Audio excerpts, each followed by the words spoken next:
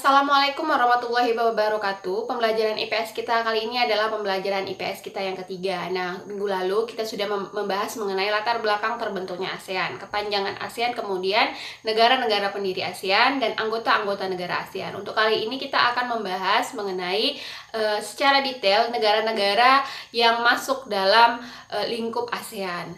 Kita langsung saja memasuki. Nah, Asia Tenggara ini sendiri terbagi menjadi dua kawasan, yaitu kawasan Asia Tenggara Maritim dan kemudian kawasan Asia Tenggara Daratan. Nah, kawasan Asia Tenggara Maritim ini sering juga disebut sebagai Kepulauan Melayu. Ya, negara yang di dalamnya adalah Indonesia, Malaysia, Singapura, Brunei Darussalam, dan Filipina. Kemudian Asia Tenggara Daratan atau Indochina itu adalah Myanmar, Thailand, Kamboja, Laos, dan Vietnam. Kita lanjutkan. Nah, negara yang akan kita bahas pertama kali adalah Indonesia. Kalian bisa lihat buku paket kalian IPS halaman 7 untuk lebih detail mengenai negara-negara yang akan kita bahas selanjutnya. Kemudian kita lihat dari lokasinya. Nah, sebelah barat, kalau dikatakan sebelah barat Indonesia, katanya adalah Samudra Hindia. Nah, sebelah barat tuh Samudra Hindia. Kemudian di sebelah utara kita, di atas kita adalah Malaysia gitu kan, atau Samudra Pasifik. Kemudian sebelah timur adalah negara Papua Nugini. Kemudian di sebelah selatan kita adalah negara Australia. Nah, secara letaknya kita sudah tahu. Kemudian secara astronomisnya Indonesia terletak pada lintang 6 derajat lintang utara sampai 11 derajat lintang selatan, dan 95 derajat bujur timur sampai 141 derajat bujur timur. Nah, letak Indonesia secara astronomis ini kalian harus sudah menghafalnya, ya kan? Oke, karena ini sangat penting dan sering keluar di ujian. Kemudian kita masuk ke identitas negara. Yang pertama adalah ibu kota. Kita tahu sendiri bahwa ibu kota kita adalah Jakarta. Kemudian bahasa resmi kita bahasa Indonesia, dan agama kita mayoritas adalah agama Islam, Kristen, kemudian ada Buddha. Kemudian kepala pemerintahan kita itu berbentuk republik, jadi bukan kerajaan. Nah, makanya dari itu kepala pemerintahan dan sekaligus kepala negara kita merupakan dipimpin oleh seorang presiden. Kemudian mata uang kita adalah mata uang rupiah. Kemudian kita lanjut ke keadaan alam. Jadi Indonesia ini sebetulnya memiliki 3 iklim, yaitu iklim muson, iklim tropis, dan iklim laut. Nah, iklim muson itu artinya iklim musim. Nah, iklim musim itu adalah iklim angin. Nah, jadi Indonesia itu dilewati 2 jenis angin. Nah, angin itu berhembus setiap 6 bulan sekali. Nah, itulah yang menjadikan Indonesia ada musim panas dan musim dinginnya. Kemudian begitu juga dengan iklim tropis. Iklim tropis itu kan mendapatkan cahaya matahari yang cukup, dan kemudian iklim laut mendapatkan curah hujan yang cukup. Jadi, Indonesia adalah terdiri dari 3 iklim. Kemudian secara geografis, jika ditarik garis diagonal atau garis silang, Indonesia itu letaknya strategis, yaitu terletak di antara 2 benua Asia dan Australia, kemudian terletak di antara 2 samudra, yaitu Samudra Hindia dan Samudra Pasifik. Kemudian secara geologis, Indonesia itu terbentuk atas 3 lempeng, yaitu lempeng Eurasia, lempeng Indo-Australia, dan kemudian lempeng Pasifik. Jadi lempeng kita itu, negara kita itu dibentuk dari pergerakan 3 lempeng itu. Nah, karena negara kita menjadi pertemuan 3 lempeng tersebut, maka mengakibatkan Indonesia memiliki banyak sekali gunung api atau sering disebut sebagai Ring of Fire. Nah, kemudian selain itu pula, karena pertemuan 3 lempeng tersebut tadi, Indonesia juga sering sekali mengalami gempa-gempa tektonik. Nah, oke, paham ya sampai di situ ya. Kita lanjutkan. Nah, di sini ada gambar seperti yang Ibu jelaskan tadi, bahwa Indonesia itu jika ditarik garis silang, Indonesia pas di tengahnya merupakan titik strategis dari pertemuan benua Asia dan benua Australia, kemudian Samudra Pasifik dan Samudra Hindia. Oke, itulah yang menjadikan negara kita disebut sebagai negara yang strategis. Nah, kemudian untuk bentang alam di Indonesia sangat beragam, mulai dari ada pegunungan, pantai, dataran tinggi, dataran rendah, ada peneplain, dan juga ada patahan atau depresi. Kemudian ada kondisi penduduk. Nah, kondisi penduduk Indonesia sejumlah 265,2 juta jiwa.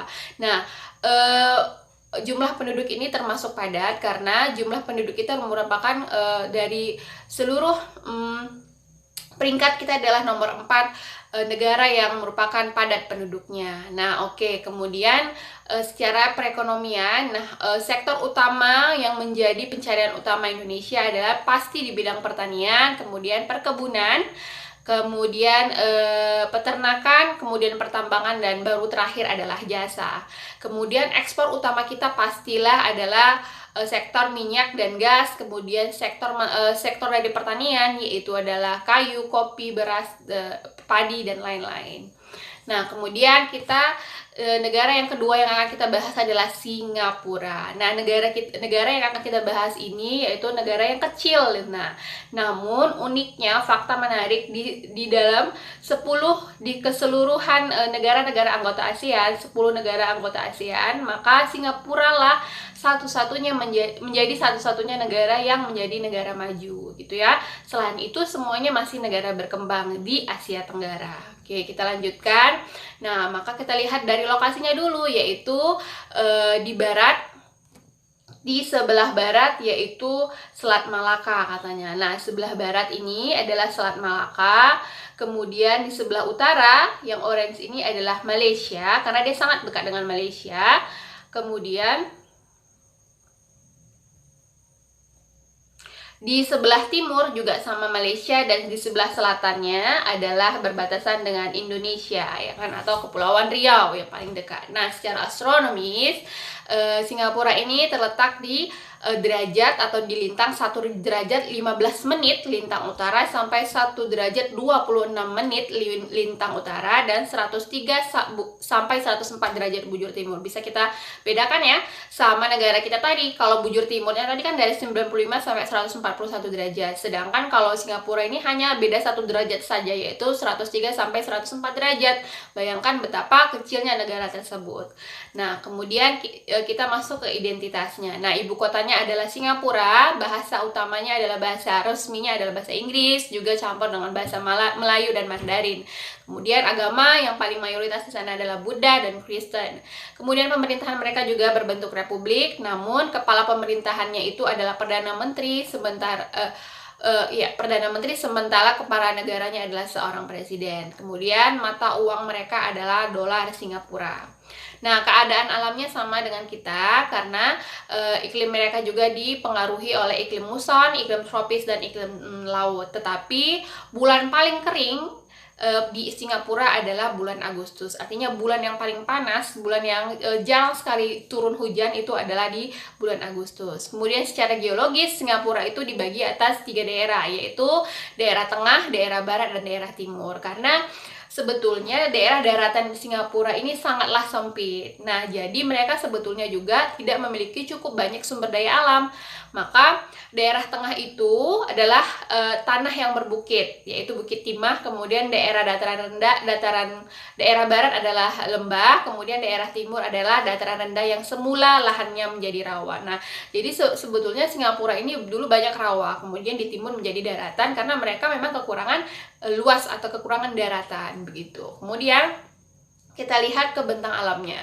Nah, titik tertinggi atau gunung tertinggi di Singapura adalah namanya Gunung Timah. Kemudian sungai utama yang mengalirinya adalah Sungai Ulu Pandan. Kemudian yang ibu katakan tadi, jika dilihat dari sumber daya alamnya, Singapura sebetulnya tidak menghasilkan atau tidak memiliki banyak sumber daya alam yang menjadi pokok utama produksi mereka. Namun mereka bisa mensiasatinya. Bagaimana mereka bisa menjadi negara maju? Karena mereka mengembangkan pada sektor perindustrian, perdagangan, dan jasa. Jadi mereka itu bisa maju karena sektor industri, sektor perdagangan, dan sektor jasa mereka itu sangat maju sekali, sehingga mereka bisa mengolah negara mereka secara mandiri tanpa bergantung dengan sumber daya alam negara lain. Oke, kita lanjutkan ke kondisi penduduknya. Nah, sama kondisi penduduknya karena luasnya juga tidak terlalu luas, maka kondisi penduduk mereka juga tidak terlalu padat, yaitu hanya 5,8 juta jiwa. Nah, yang ibu katakan tadi, perekonomian negara Singapura masuk ke dalam kelompok negara maju. Kemudian perekonomian utama mereka itu bergantung pada industri, perdagangan, dan keuangan.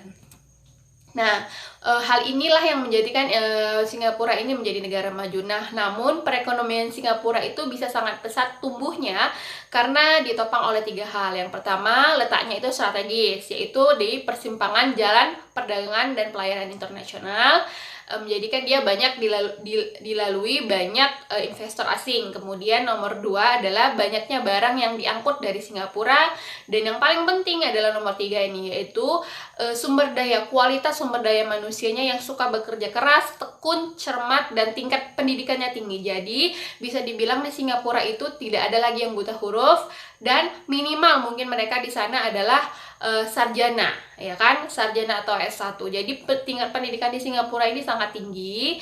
Kemudian juga kualitas sumber daya manusia mereka itu yang bagus, pekerja keras, cermat, dan pintar. Makanya itulah yang membuat mereka bisa menjadi negara maju. Nah, tentu inilah hal yang perlu kita tiru dan perlu kita kembangkan di Indonesia ya. Walaupun karena di sana juga sistem belajarnya juga sudah sangat mandiri, walaupun mereka negara kecil, oke ya. Kemudian kita masuk ke negara ketiga, yaitu negara tetangga kita, yaitu negara Malaysia. Nah, uniknya Malaysia ini memiliki dua daratan yang dipisah oleh lautan, dan satu daratan mereka adalah bergabung dengan pulau kita, yaitu Pulau Kalimantan. Oke, untuk lebih selanjutnya akan kita bahas. Pertama adalah lokasi. Di sebelah barat adalah Selat Malaka. Sebelah baratnya adalah di sini Selat Malaka. Kemudian di sebelah utaranya yang nggak nampak ini yang warna putih ini, yang ini Thailand di sebelah utaranya. Kemudian di sebelah timurnya adalah Laut Sulu.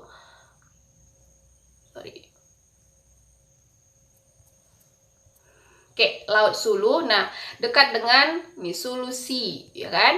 Kemudian di sebelah selatannya adalah Indonesia, pastilah, atau di sebelah selatan kita adalah Pulau Kalimantan. Mereka berbatasan langsung dengan kita. Oke, lanjut.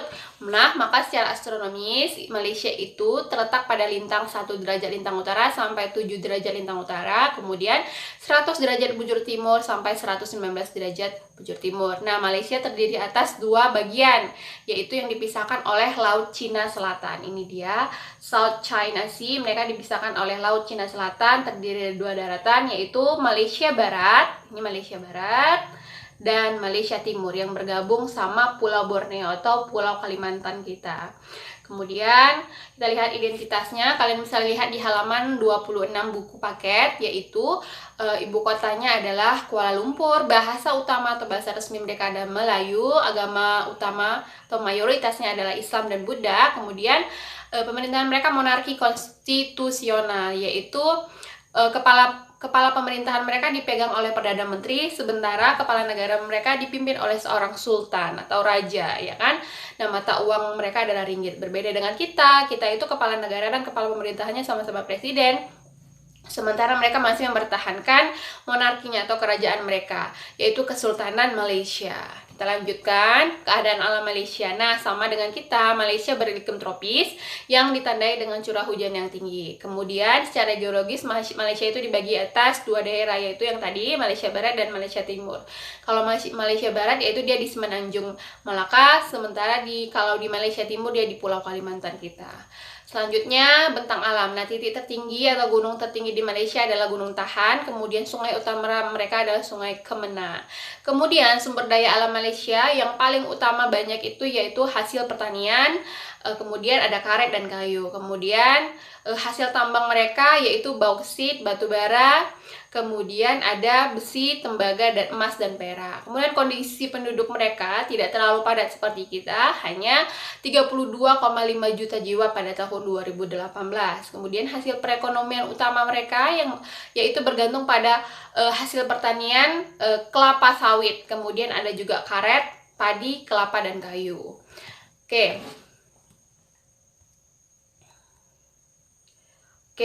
selanjutnya di sini ada tugas. Nah, tugas kalian adalah mencatat kembali mencatat kembali apa yang sudah Ibu jelaskan tadi.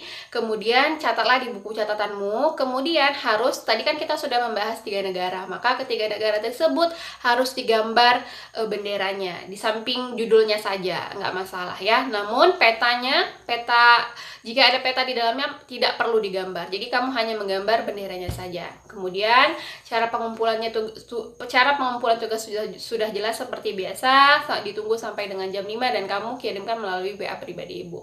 Ya. Oke, Ibu harap pembelajaran kali ini kalian memahaminya. Kemudian kita akan melanjutkan negara-negara ASEAN yang lain di pertemuan minggu depan. Ya, demikian pembelajaran IPS kali ini. Wassalamualaikum warahmatullahi wabarakatuh.